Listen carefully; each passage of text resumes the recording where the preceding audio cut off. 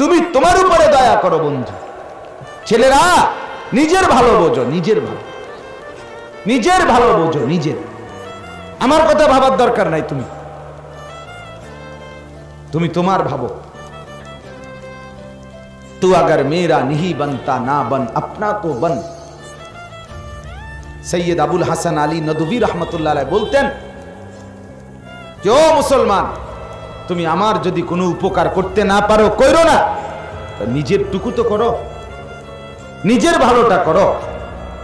তুমি একটু পড়ে দেখো, তুমি শুনে দেখো, যাই না দেখো ভালো মানুষ কেমন হয়, চরিত্রবান মানুষ যুগে যুগে কেমন ছিল, উত্তম মানুষ পৃথিবীতে কেমন ছিল, স্মরণীয় বরণীয় যারা, মানুষের কাছে যারা স্মরণীয় বরণীয়, মানুষের কাছে শ্রদ্ধেয়, ভালোবাসার পাত্র, আদরের মহব্বতের পাত্র যারা, তারা কেমন ছিল।